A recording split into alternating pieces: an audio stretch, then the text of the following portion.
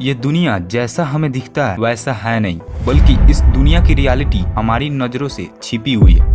इस वीडियो में आप इस यूनिवर्स की एक न्यू रियलिटी के बारे में जानोगे। वैसे मर्जी तो आपकी है, लेकिन फिर भी कहूंगा कि इस वीडियो को शुरू से लेकर लास्ट तक जरूर देखना। 100% गारंटी देता हूँ, आप जिस नजरियों से इस दुनिया को देखते हो और एक्सपीरियंस करते हो वो बदल जाएगा।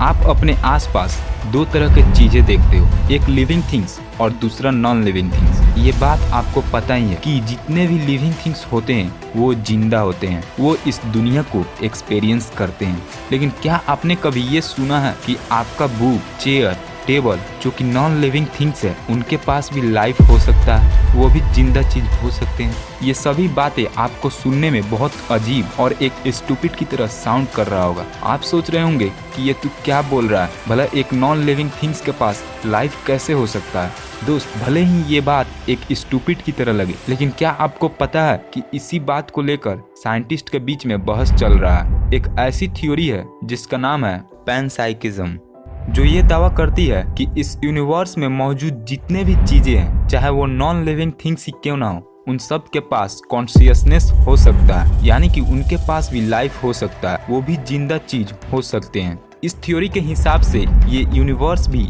एक लिविंग थिंग्स हो सकता है, जो इस यूनिवर्स के बाहर वाली दुनिया में एग्जिस्ट कर रहा होगा।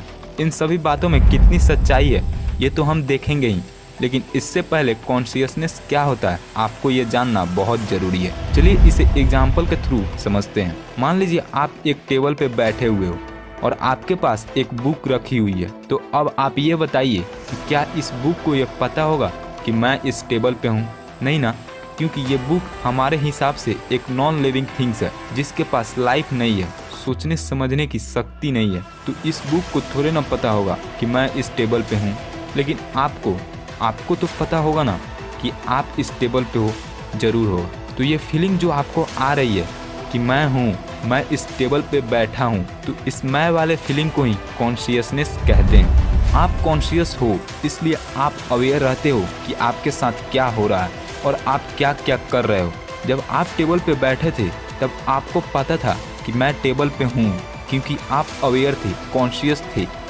आप कॉन्शियस हो तो आपको सिर्फ मैं वाली फीलिंग ही नहीं आती, बल्कि आप इस दुनिया को भी एक्सपीरियंस करते हो, अपने आसपास की एनवायरनमेंट को परखते हो और एनवायरनमेंट में हो रही चेंजेस को रिस्पॉन्ड करते हो। सेम इसी तरह से इस यूनिवर्स में जिसके पास भी कॉन्शियसनेस होगा, चाहे वो नॉन लिविंग थिंग्स ही क्यों ना हो, वो भी इस दुनिया को किसी दूसरे तरीके से एक्सपीरियंस कर रहा होगा, यानी कि समझ रहा होगा, परख रहा होगा और एनवायरनमेंट में हो रही चेंजेस को रिस्पॉन्ड कर रहा होगा। ऐसा ही हमें एक नॉन लिविंग थिंग्स मिला है, वो भी हमारे ही गैलेक्सी में, जो बिल्कुल लिविंग थिंग्स की तरह बिहेव कर रहा है। ऐसा लग रहा है कि वो नॉन लिविंग थिंग्स होते हुए भी लिविंग थिंग्स है। हमारे गैलेक्सी में जो कोल्ड स्टार्स हैं वो हॉट स्टार्स के मुकाबले गैलेक्सी का चक्कर जल्दी लगा ले रहे हैं, और वो भी जानते हो कैसे? अपने पीछे से जेट्स छोड़कर। बिल्कुल वैसे ही जैसे एक रॉकेट अपने पीछे से आग का जेट्स छोड़ता है ताकि वो स्पेस में आगे की ओर तेजी से बढ़ सके। सेम इसी तरह से जो कोल्ड स्टार्स हैं वो अपने पीछे से जेट्स छोड़ रहे हैं ताकि वो गैलेक्सी का चक्कर हॉट स्टार्स से पहले लगा ले। साइंटिस्ट को जब कोल्ड स्टार्स के बारे में ये बात पता चला तो वे इस सोच में पड़ गए, कहीं कोल्ड स्टार जानबूझकर पीछे से जेट्स तो नहीं छोड़ रहे हैं। चलिए मान लीजिए कोल्ड स्टार अपने मर्जी से पीछे से जेट्स नहीं छोड़ रहे हैं, ठीक है। तो एक कोल्ड स्टार जो मिल्की वे में यहाँ पे है और इस डायरेक्शन में गैलेक्सी का चक्कर लगा रहा है, तो ये कोल्ड स्टार अपने पीछे से जेट्स छोड़कर जब यहाँ पे आएगा तब यहाँ से उसको आगे बढ़ने के लिए अपने पीछे से जेट्स नहीं छोड़ने चाहिए, क्योंकि अब इस स्टार का पोजीशन चेंज हो चुका है। तो इसको थोड़े ना पता होगा कि मेरा बैक साइड कौन है, तो इसलिए इसे पीछे से जेट्स नहीं छोड़ के बल्कि किसी दूसरे तरफ से जेट्स छोड़ने चाहिए। लेकिन ऐसा नहीं है, ये स्टार चाहे यहाँ पे चला जाए या फिर यहाँ पे, ये हमेशा अपने पीछे से ही जेट्स छोड़ता है। सबसे मेन बात यही है कि इस कोल्ड स्टार को अपने बैक साइड का पता कैसे चलता है। इस स्टार को अपने बैक साइड का पता तभी ना चलेगा जब ये कॉन्शियस हो, जब ये अपने आप को इस गैलेक्सी में एक्सपीरियंस कर रहा हो, जब ये अपने आसपास की एनवायरनमेंट को ट्रैक कर रहा हो। कोल्ड स्टार के बारे में जब ये बात साइंटिस्ट को पता चला तो उनका ये कहना था कि इस यूनिवर्स के कॉन्शियस होने का ये प्रूफ हो सकता है। लेकिन इस एक प्रूफ से वो कंफर्म नहीं कर सकते थे कि ये यूनिवर्स कॉन्शियस है, क्योंकि ऐसा भी हो सकता है कि कोल्ड स्टार के साथ जो हो रहा है वो किसी दूसरे कारण की वजह से हो रहा हो। ये यूनिवर्स कॉन्शियस है या नहीं, इस बात को कंफर्म करने के लिए एक यूनिवर्सल प्रूफ की जरूरत है। एक ऐसा प्रूफ जो ये साफ साफ कह दे कि ये यूनिवर्स कॉन्शियस है या नहीं। इसलिए साइंटिस्ट ने इस बात की नेचर में प्रूफ ढूंढने के बजाय कॉन्शियसनेस को स्टडी करना स्टार्ट कर दिया, क्योंकि कॉन्शियसनेस एक यूनिवर्सल प्रूफ हो सकता है। इसको स्टडी कर ये साफ साफ पता लगाया जा सकता है कि यूनिवर्स में मौजूद नॉन लिविंग थिंग्स कॉन्शियस हो सकता है या नहीं। कॉन्शियसनेस क्या होता है मैंने आपको ये तो बता दिया, चलिए इसे और गहराई से समझते हैं। सो बेसिकली कॉन्शियसनेस किसी चीज के अंदर क्यों है, जैसे कि हम इंसानों के पास कॉन्शियसनेस क्यों है, और कॉन्शियसनेस किन किन चीजों के पास हो सकता है, क्या नॉन लिविंग थिंग्स के पास हो सकता है। लेट्स फाइंड आउट कॉन्शियसनेस किन किन चीजों के पास हो सकता है। ये तो अभी तक हमें ठीक से नहीं पता, लेकिन हमें इतना पता जरूर है कि कॉन्शियसनेस उन सभी चीजों के पास होगा जिनकी बॉडी की बनावट कॉम्प्लेक्स हो, यानी कि जटिल हो।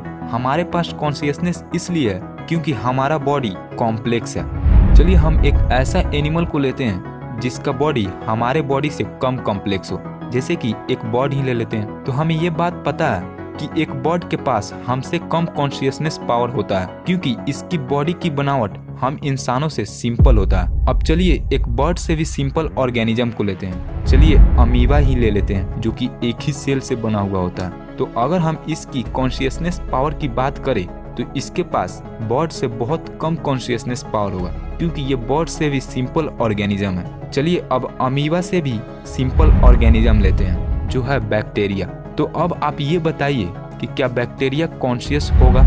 जरूर होगा, क्योंकि वो भी इस दुनिया को एक्सपीरियंस करता है, अपने आसपास की एनवायरनमेंट को ट्रैक करता है और ये कॉन्शियस होता है। इसका प्रूफ ये है कि ये बिना दुनिया को एक्सपीरियंस और ट्रैक किए बगैर अपने भोजन का पता नहीं लगा सकता। इसलिए बैक्टीरिया कॉन्शियस जरूर होगा, लेकिन अमीबा से कम होगा। चलिए अब एक बैक्टीरिया से भी सिंपल ऑर्गेनिज्म लेते हैं। वैसे बैक्टीरिया से भी सिंपल ऑर्गेनिज्म हमें आज तक नहीं मिला, तो क्या लेंगे? चलिए बैक्टीरिया जिन चीजों से मिलकर बना है उसे ही ले लेते हैं, यानी कि एटम्स ले लेते हैं। तो अब ये बताइए एटम्स कॉन्शियस होगा या नहीं? अगर आपका जवाब हाँ है तो आप अकेले नहीं हो और शायद सही भी हो सकते हो, लेकिन अगर आपका जवाब ना है तो जरा ये सोचिए, क्या ना बोलना 100% सही रहेगा?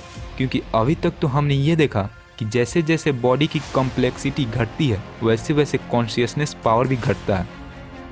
तो जैसे जैसे एक बैक्टीरिया की बॉडी की कॉम्प्लेक्सिटी घटते घटते एक एटम तक आएगी, तो एटम्स के पास भी कॉन्शियसनेस पावर होनी चाहिए और सबसे कम होनी चाहिए। एक एटम कॉन्शियस हो सकता है या नहीं, इसका प्रूफ हमें आज तक नहीं मिला है। इसलिए हम 100% श्योर होके ये नहीं कह सकते कि एटम कॉन्शियस होगा, क्योंकि ऐसा भी हो सकता है कि एक बैक्टीरिया तक आने से कॉन्शियसनेस का अंत हो जाए।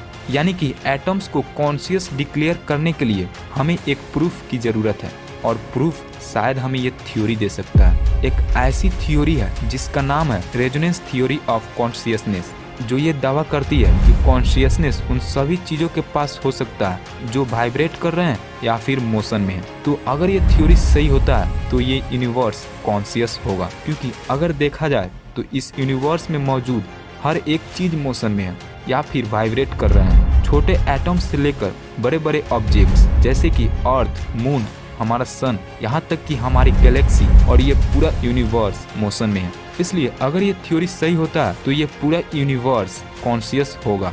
मान लीजिए ये थ्योरी सही हो जाता है, जिसके वजह से आप एक कॉन्शियस वर्ल्ड में आ जाते हो, जहाँ पे हर एक चीज जिसके पास वाइब्रेशन है या फिर मोशन है वो कॉन्शियस है। तो अब आप ये बताइए कि इस कॉन्शियस वर्ल्ड में क्या सभी चीजें जिंदा होंगे? जैसे कि क्या आपका बुक जिंदा होगा? क्या वो दुनिया को एक्सपीरियंस और ट्रैक कर रहा होगा? अगर हम देखें तो ये बुक ना तो हमें मूव करता हुआ दिखाई दे रहा है और ना ही वाइब्रेट करता हुआ, लेकिन इस बुक के पार्टिकल्स जो कि एटम्स है वो मोशन में है। यानी कि इस बुक का एटम्स कॉन्शियस है। तो इस बुक के पास भी कॉन्शियसनेस होनी चाहिए, क्योंकि ये कॉन्शियस चीज़ों से मिलकर बना हुआ है। लेकिन ये जरूरी नहीं है कि इस कॉन्शियस वर्ल्ड में भी ये बुक कॉन्शियस होगा। अगर आप सोच रहे हो कि आखिर क्यों नहीं होगा, तो इसका जवाब हमें रेजोनेंस थ्योरी ऑफ कॉन्शियसनेस देगा। इसके हिसाब से ये बुक कॉन्शियस तभी होगा जब इसका एटम्स सिंक्रोनाइज्ड वे में वाइब्रेट या मूव करेंगे। सिंक्रोनाइज्ड यानी कि एक साथ मूवमेंट का होना। जैसे कि आप इस क्लिप को देखो, ये सभी एक साथ मूव कर रहे हैं, यानी कि ये सिंक्रोनाइज्ड वे में मूव कर रहे हैं। तो ये बुक तभी कॉन्शियस होगा जब इस बुक के सभी एटम्स एक साथ यानी कि सिंक्रोनाइज्ड वे में मूव करेंगे। अभी तो इस बुक के एटम्स रैंडम डायरेक्शन यानी कि इधर उधर मूव कर रहे हैं, तो इसलिए इस कॉन्शियस वर्ल्ड में भी ये बुक कॉन्शियस नहीं होगा। लेकिन क्या होगा अगर किसी भी तरह से इस बुक के एटम्स सिंक्रोनाइज्ड वे में मूव करने लग जाए, तब ये बुक कॉन्शियस हो जाएगा। और जब ऐसा होगा तब ये नॉन लिविंग थिंग्स से एक लिविंग थिंग्स में कन्वर्ट हो जाएगा। अब आप जिस कॉन्शियस वर्ल्ड में गए थे उससे बाहर आ जाइए।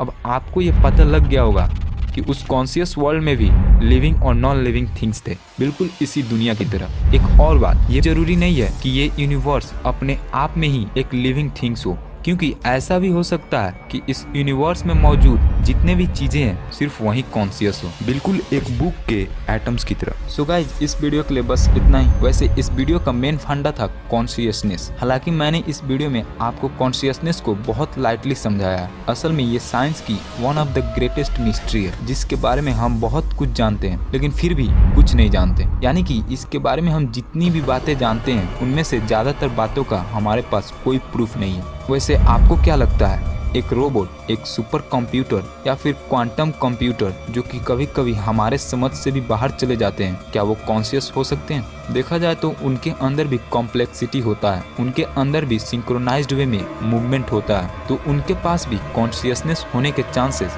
शायद हैं। एनीवे, इसके बारे में हम किसी दूसरी वीडियो में बात करेंगे। फिलहाल अगर आपको ये वीडियो पसंद आया तो लाइक कर दो, और अगर आपको इसी तरह के वीडियो देखना पसंद है तो सब्सक्राइब तो बनता है, जरूर कर लेना।